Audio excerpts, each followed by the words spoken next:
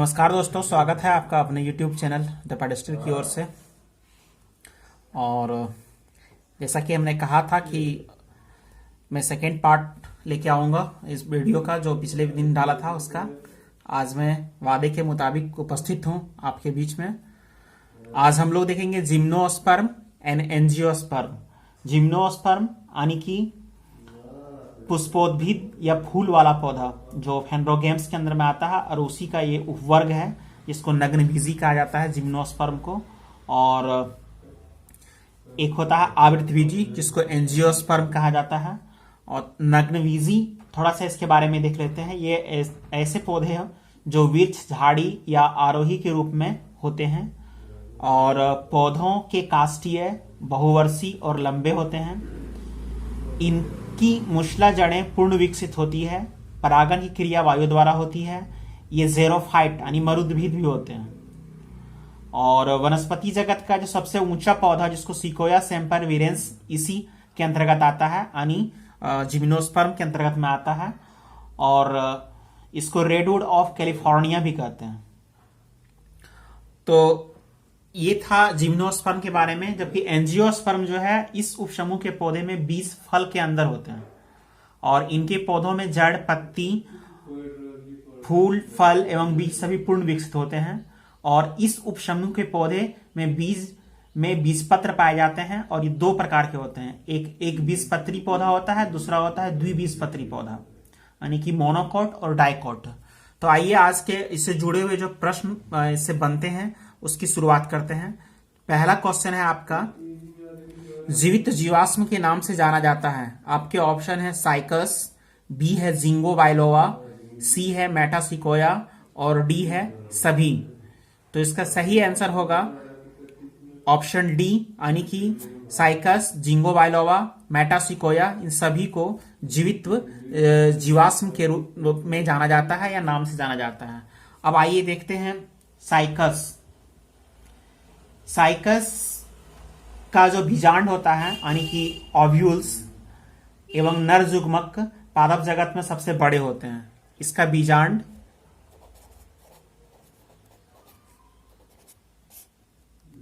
पादप जगत में सबसे बड़ा होता है। जबकि जिंगो बाइलोवा को मेडन हेयर ट्री भी कहा जाता है। मेडन हेयर ट्री भी कहा जाता है। और मेटासिकोया जो है, मेटासिकोया के बारे में आइए जानते हैं। मेटासिकोया एक नग्नबीजी प्लांट है, यानी कि ये भी जिम्नोस्पर्म के अंतर्गत में आता है।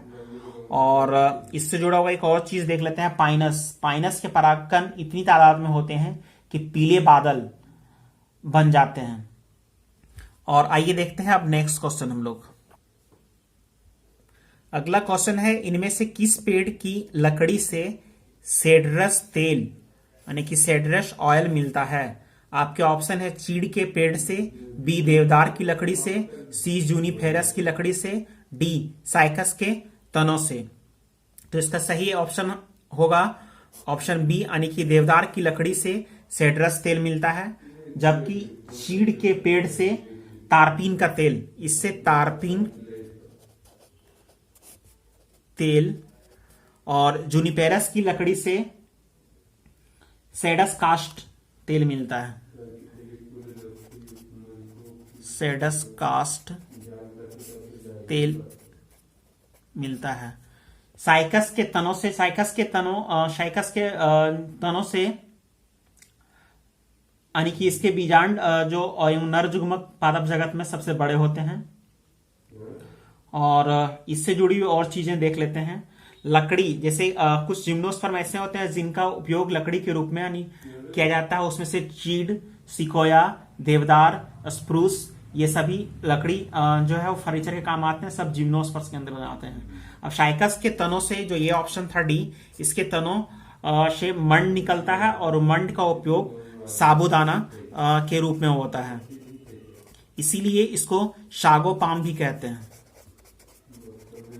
आइए देखते हैं अब नेक्स्ट। अगला क्वेश्चन है, प्याज किस कुल का पौधा है। आपके ऑप्शन है लिलिएसी, बी पाल्मी, सी ग्रेमेनेसी और डी क्रूसीफेरा। तो इसका सही आंसर होगा दोस्तों प्याज जो है वो लिलिएसी कुल का पौधा है। और इसके अंतर्गत लहसुन भी आता है, ये भी लिलिएसी का ही है। जबकि पालमी कुल के अंतर्गत में आता है सुपारी, ताड़, नारियल, खजूर, ये सभी पालमी में आते हैं। ग्रेमिनेसी में अगर देखेंगे आप तो इसमें आ जाता है गेहूं, मक्का और इस तरह से बहुत हैं, जैसे बांस, गन्ना, चावल, ज्वार, बाजरा, जौ, जई आदि सब ग्रेमिनेसी कुल में आता है। अगला क्वेश्चन है इनमें से कौन सा पौधा मालवेसी कुल का नहीं है। आपके ऑप्शन है कपास, बी है भिंडी, सी है गुड़हल और डी है बबूल। तो इसका सही आंसर होगा जो कि मालवेसी कुल से बिलोंग्स नहीं करता है वह होगा बबूल। जबकि कपास, भिंडी, गुड़हल ये सभी जो है वो इस कुल के पौधे हैं, यानी मालवेसी कुल से जुड़े हुए हैं। जबकि बबूल ऐसा पौधा है जो कि लेग्यूमिनोसी कुल से बिलोंग करता है, यानी लेग्यूमिनेसी कुल का पौधा बबूल है। और इसके अंतर्गत और लेग्यूमिनेसी आते हैं छुई मुई, कत्था, गुलमोहर, अशोक, कचनार, इमली तथा सभी दलहन फसल जो है वो लेग्यूमिनेसी कुल के ही पौधे के अंतर्गत आते हैं। अगला क्वेश्चन है आपका रोजेसी कुल से कौन संबंधित है। आपके ऑप्शन है स्ट्रॉबेरी, बी आलू, सी तरबूज और डी नींबू। तो इसका सही जो आंसर होगा वो जो रोजेसी कुल से बिलोंग करता है उसमें से आएगा आपका स्ट्रॉबेरी जो है वो रोजेसी कुल से है। और इसमें से सेब भी आता है, बादाम के अलावा नाशपाती, ये सभी रोजेसी कुल का है। जबकि आलू जो है वो सोलेनेसी कुल का है, सोलेनेसी कुल का है आलू। और तरबूज जो है वो कुकुरबिटेसी कुल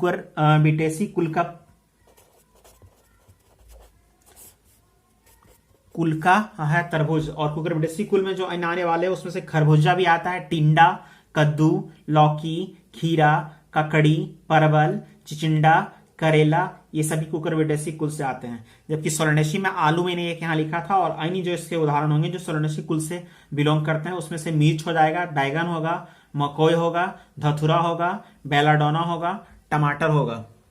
जबकि नींबू जो है वो रुटेसी कुल का है, रुटेसी कुल का प्लांट है नींबू। और रुटेसी कुल में जो अन्य पौधे पाए जाते हैं उसमें चकोतरा होता है, संतरा होता है, मौसमी होता है और बैल।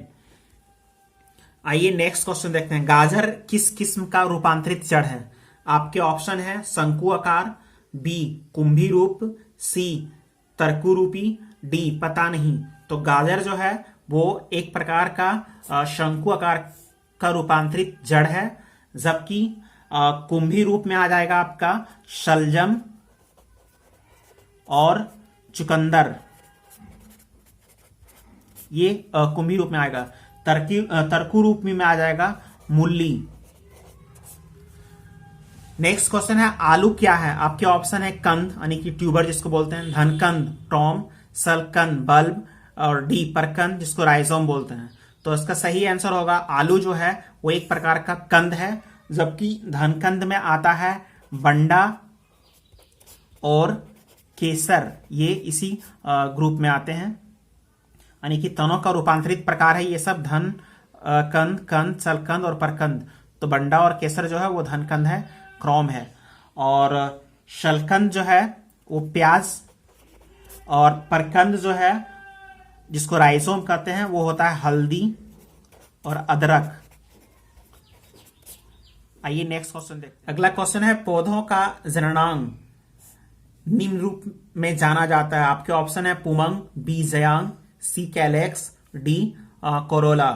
तो इसका सही आंसर होगा पौधों का जो जननांग होता है वो जयांग है। जबकि पुरुषों का जननांग को पुमंग बोला जाता है।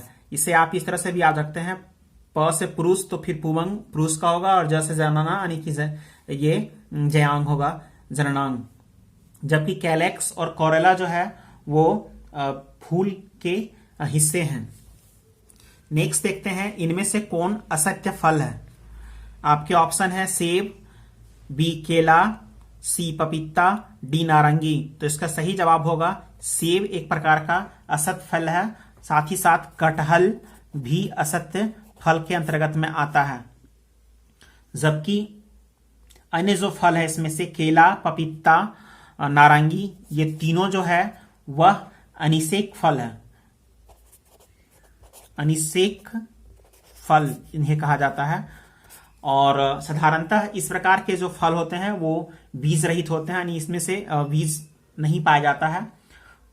और ऐसे पौधे जो अनिषेक फलन वाले पौधे होते हैं उनमें बिना निषेचन हुए ही अंडाशय से फल बनता है, और इस प्रकार बिना निषेचन हुए फल के विकास को अनिषेक फलन पैरेंथोकार्पी कहते हैं।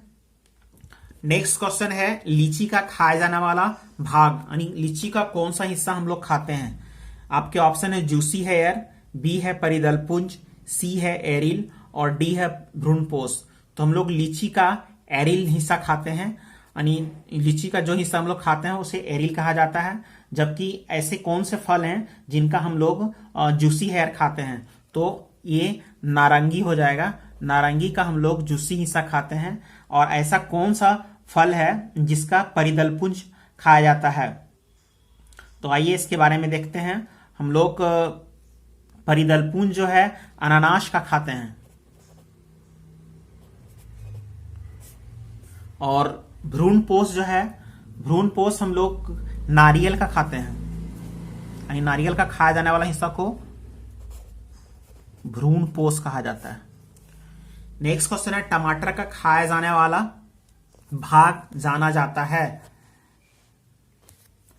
आपके ऑप्शन है फलभित्ति व बीजांडशन, बी मध्य फलभित्ति, सी पुष्पासन, डी रसीले परिदलपुंज। तो इसका सही आंसर जो होगा वो होगा फलभित्ति व बीजांडशन, टमाटर का खाया जाने वाला हिस्सा।